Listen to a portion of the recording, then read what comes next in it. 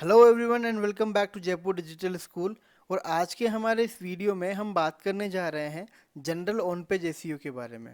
अब बेसिकली दोस्तों general on page SEO होता क्या है और ये किस तरह से टेक्निकल एसईओ से डिफरेंट है। टेक्निकल ऑन पेज एसईओ जो है वो आपको अपनी पूरी वेबसाइट के लिए एक बार करना होता है, जबकि जो जनरल ऑन पेज एसईओ है वो आपको हर बार करना होगा जब भी आप कोई नया प्रोडक्ट, नया पेज, नया सर्विस अपनी वेबसाइट में ऐड कर रहे हैं। तो अगर आपने अभी तक हमारा टेक्निकल ऑन पेज एसईओ का वीडियो नहीं देखा है तो उसे जरूर देखें। अब बात करते हैं दोस्तों ऑन पेज एसईओ जनरल के बारे में। तो जो जनरल ऑन पेज एसईओ का दोस्तों पहला रूल है वो रूल ये है कि आपका जो कंटेंट आप इस पेज के ऊपर पब्लिश कर रहे हैं, ये कंटेंट आप कहीं से चुराए नहीं, कहीं से कॉपी ना करें। कोशिश करें कि इस कंटेंट को आप खुद लिखें या किसी राइटर को आप हायर करके उससे लिखवाएं, सो दैट आपका जो कंटेंट है वो अपने आप में एक रिच कंटेंट होगा। पर अगर आपने किसी कंटेंट को कहीं से कॉपी करके पब्लिश कर दिया तो इन दैट केस अगर कोई यूज़र आपके इस पेज पे आता भी है और वो देखता है कि नहीं ये कंटेंट उसने ऑलरेडी कहीं देखा हुआ है, तो वो आपकी वेबसाइट के ऊपर वैसे भी एक नेगेटिव इम्पैक्ट है। और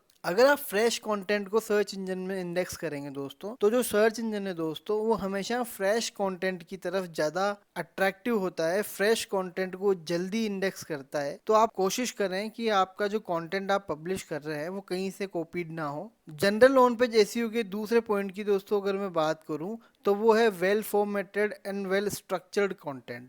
तो दोस्तों जो आपका जो कंटेंट है जो आप पब्लिश कर रहे हैं, उसको जब आप पब्लिश करें तो उसको बहुत अच्छी तरीके से स्ट्रक्चर करें, उसको बिल्कुल वेल फॉर्मेटेड फॉर्म में ही पब्लिश करें। यानी कि जहाँ पर आपको सब हेडिंग्स लगाने हैं वहाँ पर सब हेडिंग्स लगाएं, जहाँ पर आपको इमेज रिक्वायर्ड है वहाँ पर इमेज लगाएं, जहाँ से आपको रिसोर्स का लिंक सबमिट करना है, जहाँ से रिसोर्स का लिंक देना है वहाँ से आप रिसोर्स का लिंक लगाएं, सो दैट आपका कंटेंट जब कोई पढ़े तो उसको साफ सुथरा स्पेस पढ़ने को मिले और वो उस कंटेंट को लाइक भी करे। नेक्स्ट दोस्तों जनरल ऑन पेज एसईओ के अंदर अब हम बात करते हैं वो है कीवर्ड के प्लेसमेंट की।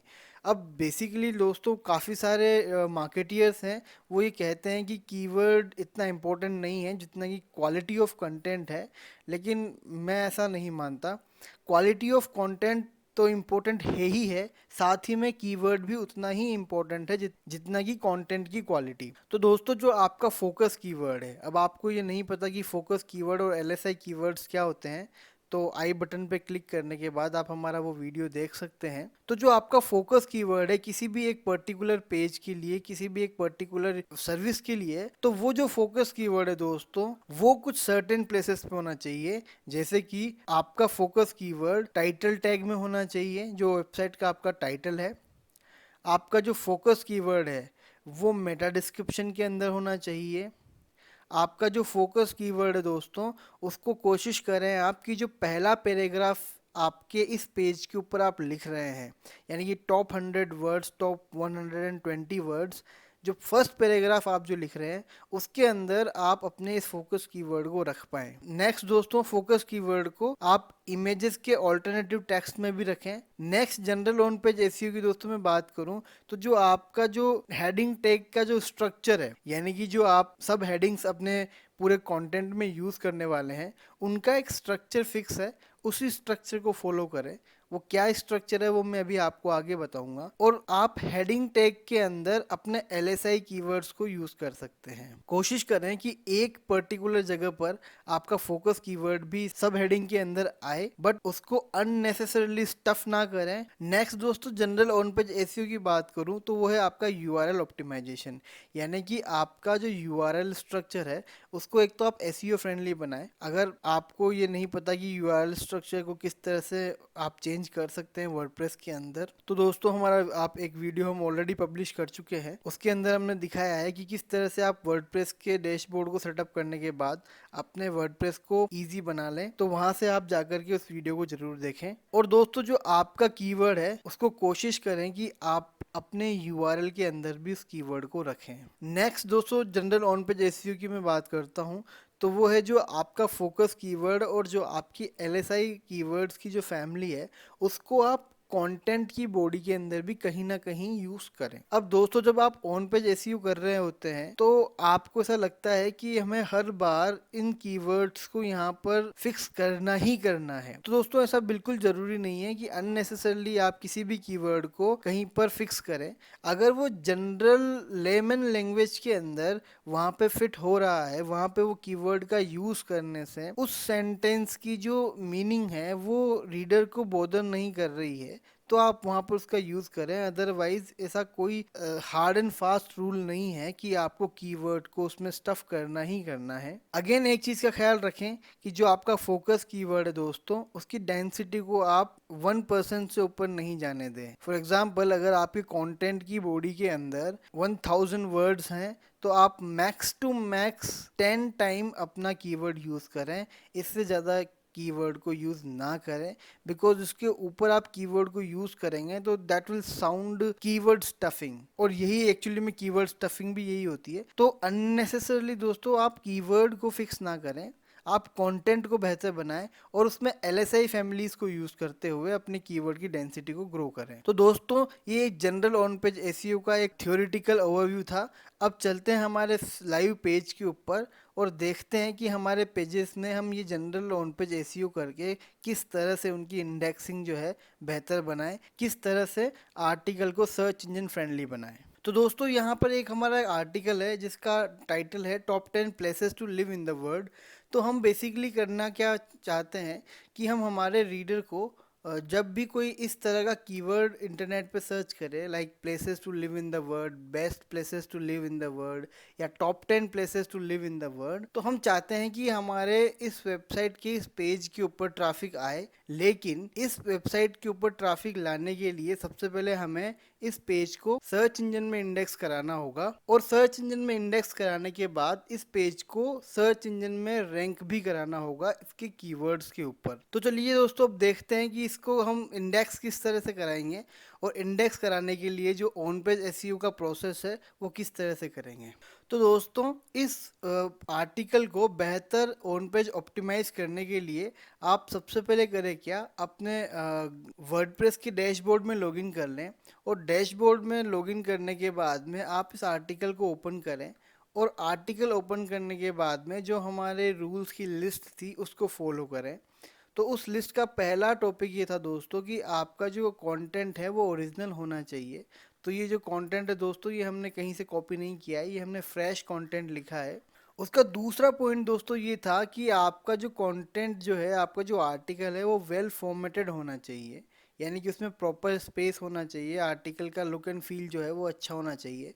तो आप यहाँ से देख पा रहे होंगे कि हमने सबसे पहले इसका टाइटल लिखा है, टाइटल लिखने के बाद में एक इमेज दी हुई है, और साथ ही में आप देखते हैं तो यहाँ पर हमने प्रॉपर स्पेसिंग के साथ के अंदर पूरा जो कंटेंट है उसको सही तरीके से फॉर्मेट किया हुआ है। लाइक लिस्ट को जो है बॉटम टू टॉप स्टार्ट किया है, 10th पोजीशन नंबर 1 पे फिलहाल को यहाँ पर दिखाई दे रही है। तो हमने, तो आप देख पा रहे होंगे दोस्तों कि हमने इनको पूरा अच्छे से आइसोलेट करके रखा हुआ है। तो this is what we call key content जो है आपका वेल फॉर्मेटेड है। नाउ दोस्तों जो अगला ऑन पेज एसईओ का जो रूल था उसको हम फॉलो करते हैं, तो वो था अब हमारा कीवर्ड का प्लेसमेंट।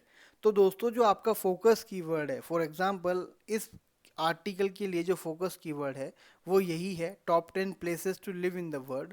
तो ये कीवर्ड आपका टाइटल में होना चाहिए जो कि ऑलरेडी है। अगर आपके टाइटल में आपका कीवर्ड नहीं है दोस्तों तो आप यहाँ से उसको ऐड कर सकते हैं। दूसरा आपका जो यूआरएल आपको यहाँ दिखाई दे रहा है, तो अपने को इस यूआरएल के अंदर भी अपने कीवर्ड को पुट करना है जो कि ऑलरेडी यहाँ पर लिखा हुआ है। अगेन मैं यहाँ बात करूँ तो टॉप 100 वर्ड्स या फर्स्ट पैराग्राफ के अंदर अगर मेरा कीवर्ड यहाँ नहीं मिला है तो मैंने सिंपली किया क्या दोस्तों, हमने यहाँ पर हमारे कीवर्ड को पेस्ट कर दिया और मैं सिंपल इसको बोल्ड कर दे रहा हूँ।